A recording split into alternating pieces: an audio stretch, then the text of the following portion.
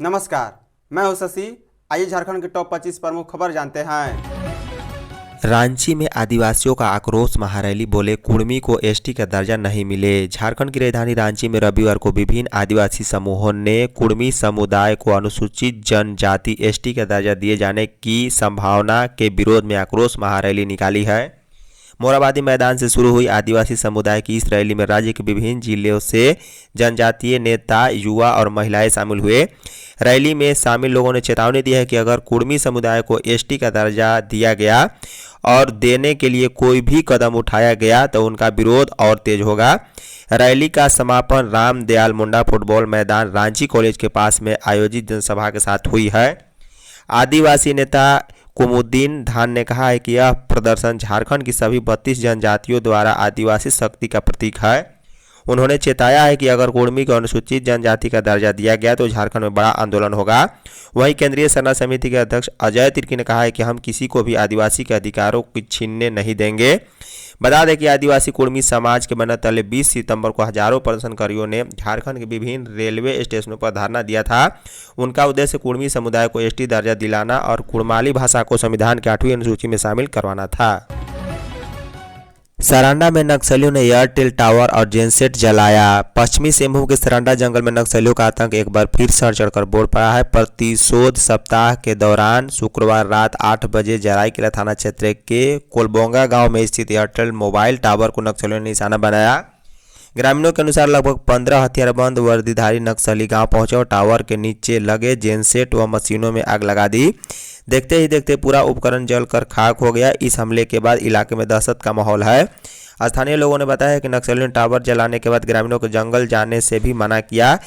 माना जा रहा है कि इस हमले के पीछे का उद्देश्य संचार तंत्र को ध्वस्त करना और सुरक्षा बलों की गतिविधियों की जानकारी क्षेत्र से बाहर नहीं जाने देना है। बता दें, पिछले कुछ दिनों में सरांडा क्षेत्र में नक्सली गतिविधियां तेज हो गई है। हाल ही में 3 जगहों पर आईईडी विस्फोट किए गए थे, जिसमें एक जवान भी शहीद हो गए हैं और 2 अन्य गंभीर हैं। झारखंड से मानसून की विदाई की तैयारी। झारखंड में मानसून लौटने के कगार पर है। मौसम विभाग की माने तो अगले 3 दिनों तक मौसम में बड़े बदलाव की संभावना नहीं है। हालांकि बंगाल की खाड़ी में हल्के हलचल होने से राज्य में कहीं कहीं बूंदाबांदी और बादल छाने की संभावना है। बता दें कि 13 अक्टूबर से राज्य में आसमान सामान्यतः सामान्य रूप से साफ रहेगा। मौसम विज्ञान केंद्र की माने तो अगले एक सप्ताह इसी तरह रहेगा। सुबह और शाम को ठंडी हवा के चलते गुलाबी ठंड की संभावना जताई गई है। यह भी कहा गया है कि इस वर्ष कड़ाके की ठंड पड़ने की संभावना भी बनी है। मौसम विज्ञान केंद्र के निदेशक अभिषेक आनंद ने बताया कि मानसून रक्सौल, वाराणसी, जबलपुर, अकोला, अहिल्यानगर और अलीबाग मार्ग से लौट रहा है। 1 जून से अब तक झारखंड में 1266.6 मिलीमीटर बारिश हो चुकी है, जबकि पूरे वर्ष में औसत 1440 मिलीमीटर दर्ज किया गया है। कुर्मी को जल्द एसटी सूची में शामिल करने की मांग। झारखंड कुर्मी महासभा की प्रदेश कार्य समिति की बैठक रविवार को प्रदेश कार्यालय बड़गाई बरियातू रोड रांची में हुई है। बैठक में विभिन्न जिलों के प्रतिनिधि शामिल हुए। बैठक में सभी जिला अध्यक्षों ने अपने जिलों का प्रगति प्रतिवेदन के साथ आय व्यय प्रस्तुत किया। बैठक में सरकार से मांग की गई है कि झारखंड के टोटेमिक कुर्मी को जल्द से जल्द अनुसूचित जनजाति की सूची में शामिल किया जाए। साथ ही राज्य में जातीय जनगणना जल्द से जल्द कराई जाए। इसके अलावा कुड़माली भाषा को संविधान की 8वीं अनुसूची में शामिल करने की मांग की गई। वहीं रांची में कुर्मी भवन का निर्माण जल्द से जल्द कराने का भी निर्णय लिया गया। कार्यक्रम की अध्यक्षता प्रदेश अध्यक्ष कुमेश्वर महतो ने की है। गिरिडीह में छठ महापर्व को लेकर मंत्री की बैठक। लोक आस्था का महापर्व छठ को लेकर सूबे के नगर विकास मंत्री सह सदर विधायक सुदीव्य कुमार सोनू काफी गंभीर हैं। रविवार को उन्होंने गिरिडीह नया परिसदन भवन में प्रशासनिक अधिकारियों और छठ पूजा समिति के सदस्यों के साथ बैठक की। बैठक के दौरान मंत्री सुदीव्य कुमार ने पूजा समिति के लोगों से समस्याओं व व्यवस्था को लेकर जानकारी ली। वहीं विभागीय अधिकारियों को स्पष्ट निर्देश देते हुए कहा गया है कि नहाय खाए से पहले हर हाल में सभी घाटों का निर्माण और मरम्मत का काम पूरा हो जाना चाहिए। मंत्री सुदीव्य कुमार सोनू ने जोर देकर कहा है कि व्रतियों और श्रद्धालुओं को किसी भी तरह की परेशानी न हो, इसके लिए घाटों पर साफ सफाई, बिजली, सड़क सुधार और पानी की व्यवस्था समय पर सुनिश्चित की जाए। उन्होंने नगर निगम, बिजली विभाग, पेयजल एवं स्वच्छता विभाग और पुलिस प्रशासन को टीम बनाकर काम करने की हिदायत दी है। स्वदेशी अपनाओ संकल्प के साथ दौड़ी रांची। स्वदेशी अपनाकर विकसित भारत @2047 के संकल्प के साथ स्वदेशी मैराथन का आयोजन रविवार को मोरहाबादी में किया गया। आयोजन रक्षा राज्य मंत्री संजय सेठ के मार्गदर्शन में हुआ। मुख्य अतिथि राज्यपाल संतोष कुमार गंगवार ने मैराथन को हरी झंडी दिखाकर रवाना किया। इस दौड़ में हजारों की संख्या में युवाओं, संस्था के प्रतिनिधियों और लोगों ने उत्साह के साथ हिस्सा लिया। मैराथन से पूर्व सभी प्रतियोगियों ने स्वदेशी का संकल्प पत्र भरा। सभी ने स्वदेशी को अपनाने और उसे बढ़ावा देने की शपथ ली। रक्षा राज्य मंत्री ने सभी प्रतिभागियों को स्वदेशी का संकल्प दिलाया और विकसित भारत के लिए प्रतिबद्ध रहने का आग्रह किया। मैराथन का मुख्य उद्देश्य स्वदेशी उत्पादों के उपयोग को बढ़ावा देने और आत्मनिर्भर भारत के विचार को मजबूत करना था। बता दें कि इस अवसर पर पूर्व राज्यसभा सांसद महेश पोद्दार, आरती कुजूर, डीएवी के प्राचार्य विपिन राय भी शामिल थे। राज्य के सभी मेडिकल कॉलेजों में खुलेंगे हाईटेक फिजियोथेरेपी केंद्र। झारखंड के स्वास्थ्य मंत्री डॉक्टर इरफान शाही ने राज्य की स्वास्थ्य सेवाओं में बड़ा बदलाव लाने की घोषणा की है। उन्होंने रविवार को कहा है कि राज्य के सभी सरकारी मेडिकल कॉलेज में रांची सदर अस्पताल में अत्याधुनिक फिजियोथेरेपी एवं पुनर्वास केंद्र स्थापित किए जाएंगे। इन केंद्रों में आधुनिक मशीनें, प्रशिक्षित विशेषज्ञों और व्यापक पुनर्वास सुविधाओं के माध्यम से दुर्घटनाग्रस्त मरीज, लकवा से पीड़ित लोग, बुजुर्ग और दिव्यांग, इन सभी के लिए यह केंद्र जीवन में नई ऊर्जा और आशा का स्रोत बनेंगे। यह सेवा सरकार की ओर से निःशुल्क होगी, खर्च का वहन सरकार करेगी।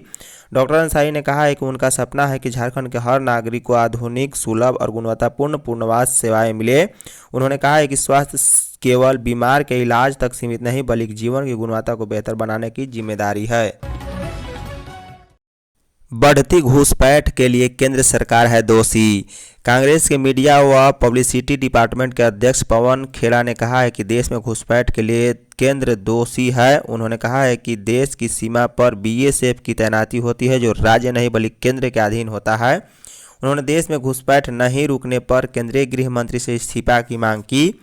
खेड़ा रविवार को रांची एयरपोर्ट पर मीडिया से बात कर रहे थे। वे यहां एक सामाजिक संस्थान के कार्यक्रम में भाग लेने आए थे। कांग्रेस नेता ने कहा कि झारखंड में चुनाव आ रहा था तो घुसपैठी आए, लेकिन उनके चुनाव हारने के बाद घुसपैठिए चले गए। यही स्थिति अब बिहार में भी है, वहां से भी चुनाव हारने के बाद घुसपैठिए चले जाएंगे। देश में सरकार उनकी है तो घुसपैठिए कैसे घुस गए? देश की सीमा पर बीएसएफ तैनात रहती है। सीएम की सहमति के बाद ही बीत रही संस्थानों को राशि। बीत रही शिक्षण संस्थान के अपीलीय अभ्यावेदन के बाद अनुदान समिति की ओर से स्वीकृत संस्थाओं की राशि जल्द भेजी जाएगी। स्कूल कॉलेजों की राशि भेजने की फाइल स्कूली शिक्षा व स्वच्छता विभाग ने स्वीकृति के लिए मुख्यमंत्री सब विभागीय मंत्री के पास 3 दिन पहले भेज दी है। मुख्यमंत्री से संचिका वापस आते ही विभाग राज्य के इंटर कॉलेज, उच्च विद्यालयों, संस्कृत विद्यालयों और मदरसा विद्यालयों को अनुदान की वित्तीय वर्ष 24-25 की बकाया राशि भेज देगा। इसके लिए 12 करोड़ राशि की स्वीकृति का प्रस्ताव मुख्यमंत्री को भेजा गया है। मुख्यमंत्री की स्वीकृति के बाद राशि शुक्रवार तक राज्य के सभी संस्थाओं को चले जाने की संभावना है। इस संबंध में बीत रही शिक्षा संयुक्त संघर्ष मोर्चा ने पदाधिकारियों से वार्ता भी की है। वहीं 75% बढ़ोतरी के संलेख के संबंध में भी शिक्षा विभाग ने समय निर्धारण के लिए संचिका मुख्यमंत्री को भेज दी है। झारखंड बार काउंसिल का चुनाव 31 जनवरी तक। झारखंड राज्य बार काउंसिल का चुनाव सुप्रीम कोर्ट के आदेश के आलोक में 31 जनवरी तक करा दिया जाएगा। सुप्रीम कोर्ट में इस मामले में 17 अक्टूबर को होने वाली सुनवाई में झारखंड बार काउंसिल चुनाव के संबंध में शपथ पत्र दाखिल कर स्थिति स्पष्ट करेगी। बार काउंसिल ऑफ इंडिया से चुनाव में नामांकन शुल्क कम करने की भी मांग की जाएगी। यह निर्णय रविवार को बार काउंसिल के डोरंडा कार्यालय में हुई बैठक में लिया गया। बैठक में वर्ष 2025 के लिए 90 लाख रुपए के बजट को सर्वसम्मति से स्वीकृति दी गई। वहीं काउंसिल ने बीसीआई से आग्रह किया है कि चुनाव में नामांकन शुल्क में कमी की जाए। बैठक को संबोधित करते हुए चेयरमैन राजेंद्र कृष्ण ने चुनाव की तैयारी, मतदाता सूची के सत्यापन और काउंसिल की वित्तीय स्थिति का विस्तार विवरण प्रस्तुत किया है। गलत इतिहास के आधार पर कुर्मी समुदाय बना रहा दबाव। आदिवासी अस्तित्व बचाओ मोर्चा की मोरहाबादी स्थित डॉक्टर रामदयाल मुंडा फुटबॉल मैदान में रविवार को आदिवासी आक्रोश महारैली हुई है। इसमें सरायकेला, खरसावा, लातेहार, खुट्टी, संताल परगना, जमशेदपुर से हजारों की संख्या में आदिवासी अपने पारंपरिक वेशभूषा और पारंपरिक हथियारों के साथ शामिल हुए। इस दौरान 2 सूत्री प्रस्ताव पारित किया गया। इसमें राष्ट्रपति, प्रधानमंत्री, जनजाति मंत्रालय, टीएसी, टीआरआई सहित अन्य को ज्ञापन सौंपा जाएगा, जिसमें कुर्मियों को एसटी सूची में शामिल नहीं करने की मांग की गई। साथ ही यदि कुर्मी असंवैधानिक मांगों को मनवाने के लिए उग्र आंदोलन करेंगे तो आदिवासी भी आर्थिक नाकेबंदी और आंदोलन को तेज करेंगे। महारैली में अपना विरोध दर्ज करते हुए सामाजिक कार्यकर्ता ग्लेडसन डुगडुग ने कहा है कि कुर्मी समुदाय ने भूमिज के इतिहास में सेंधमारी कर ली और भूमिज शहीद को फर्जी इतिहास के आधार पर अपना समुदाय का शहीद स्थापित करने में जुट गए हैं।